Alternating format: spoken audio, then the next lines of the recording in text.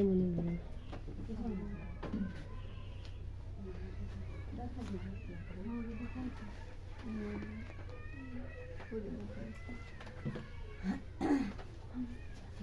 Friends, आप सभी का मिथिलेश सर के यूट्यूब और फेसबुक पेज पे आप सभी का स्वागत है। चलिए उच्च न्यायालय और उच्चतम न्यायालय में अंतर समझते हैं। जैसे उच्च न्यायालय में क्या होता है और उच्चतम न्यायालय में अंतर क्या होता है कि उच्च न्यायालय में कौन सा पोस्ट के लिए कैसे वेतन भत्ता मिलता है, कोई सी न्यायाधीश है तो उसको कितने उम्र के लिए सेवानिवृत्त, मतलब कितने वर्ष के बाद सेवानिवृत्त किया जाता है। अब पहले आप समझते हैं। जैसे यहाँ पे हम लिखा है उच्चतम न्यायालय और उच्च न्यायालय, उच्चतम न्यायालय और उच्च न्यायालय। तो उच्चतम न्यायालय में क्या होता है कि भारत में सोपानात्मक न्यायिक व्यवस्था है। भारत में सोपानात्मक न्यायिक व्यवस्था है तथा सबसे उच्च शिखर पर उच्चतम न्यायालय है। मतलब उच्चतम न्यायालय को भारत में नंबर 1 पे माना जाता है और उच्च न्यायालय को राज्यों की न्यायिक व्यवस्था, उच्च न्यायालय राज्यों की न्यायिक व्यवस्था में उच्च न्यायालय न्यायपालिका के शीर्ष पर है। मतलब उच्च न्यायालय राज्य में न्यायपालिका के शीर्ष पर है।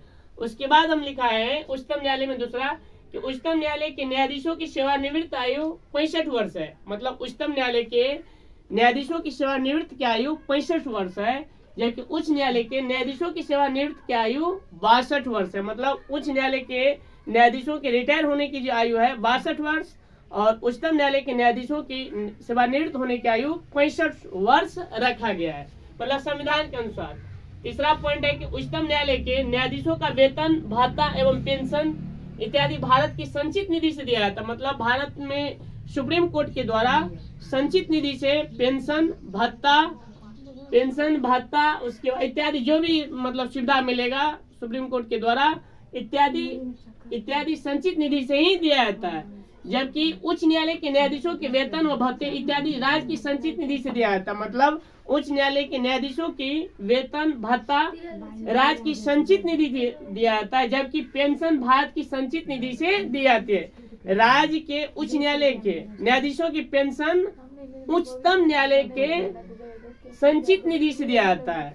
उसके बाद चौथा पॉइंट हम लिखा है कि उच्चतम न्यायालय के न्यायाधीश को संसद द्वारा पारित महाभियोग प्रस्ताव के आधार पर, मतलब उच्चतम न्यायालय के न्यायाधीशों को संसद द्वारा पारित महाभियोग प्रस्ताव के आधार पर राष्ट्रपति द्वारा पदच्युत अथवा हटाया जा सकता है। मतलब उच्चतम न्यायालय में न्यायाधीशों को जो हटाने की प्रक्रिया है उसके ऊपर हम महाभियोग या प्रस्ताव लगा करके उसको अपने पद से हटा सकते हैं। और उसके बाद इसमें उच्च न्यायालय के न्यायाधीशों को भी राष्ट्रपति के द्वारा ही हटाया जाता है। मतलब उच्च न्यायालय के न्यायाधीशों को जब हटाएंगे तो राष्ट्रपति के द्वारा हटाया जाता है तथा हटाए जाने की प्रक्रिया उच्चतम न्यायालय के न्यायाधीशों की समान ही होती है। जिस तरह से उच्चतम न्यायालय के न्यायाधीशों को हटाने की प्रक्रिया उसी तरह से उच्च न्यायालय के न्यायाधीशों को हटाने की प्रक्रिया है।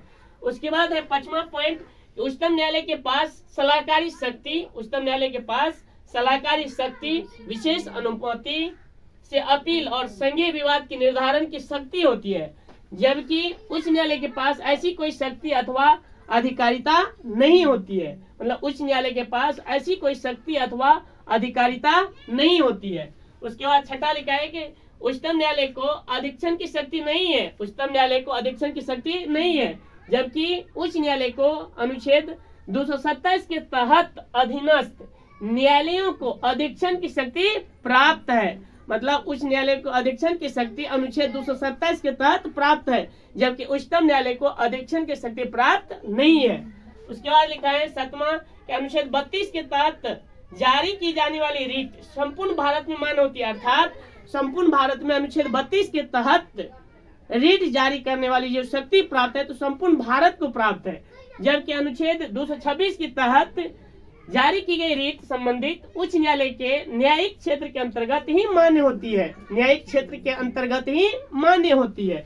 उसके बाद लिखा है उच्चतम न्यायालय की रीट अधिकारिता अनुच्छेद 32, उच्चतम न्यायालय की रीट अधिकारिता अनुच्छेद 32 स्वयं एक मूल अधिकार है, जबकि 8वां लिखा है उच्च न्यायालय में उच्च न्यायालय की रीट अधिकारिता अनुच्छेद 226 किसी भी व्यक्ति का मूल अधिकार नहीं है, किसी भी व्यक्ति का मूल अधिकार नहीं, अनुच्छेद 226 कह रहा है। थैंक्स दोस्त, मेरे कमेंट में मुझे जरूर बताइएगा कि मैंने उच्च न्यायालय और उच्चतम न्यायालय में जो अंतर बताए कैसे लगा और शेयर कीजिए। जय हिंद, जय भारत।